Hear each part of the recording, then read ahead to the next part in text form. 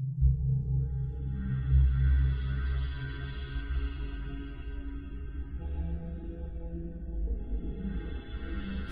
you ever been told something was right, but as you gain knowledge on it, you found out that it is indisputably and completely wrong?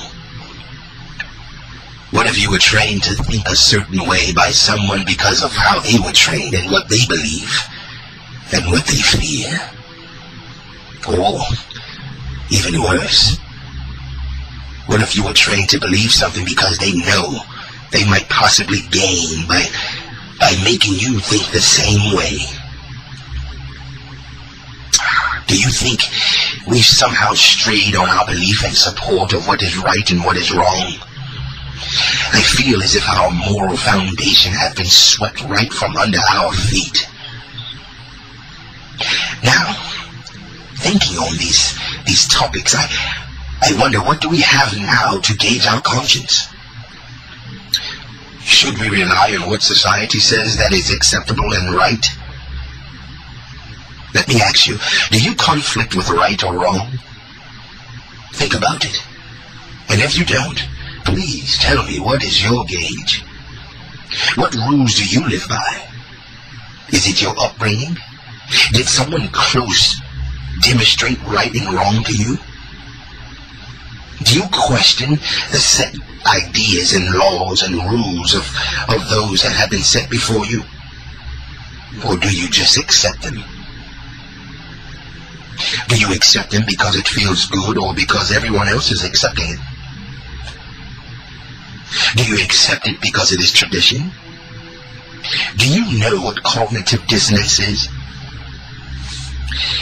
It's a conflict or anxiety resulting in inconsistencies between one's belief and one's actions or other beliefs.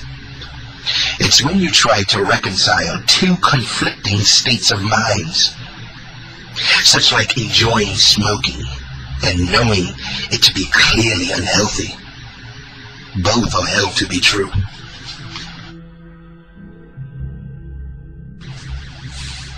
It's something like when you're hungry and you go on thieving to feed yourself, and you get apprehended by the police and jailed for stealing. But hey, I guess you feel you have to do what you got to do. Wrong. You know better. You know between right and wrong, no matter what tells you different or what media tries to impute upon you.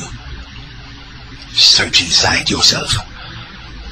Never just rely on what the majority is doing or accepting. Don't just act upon things because they feel good.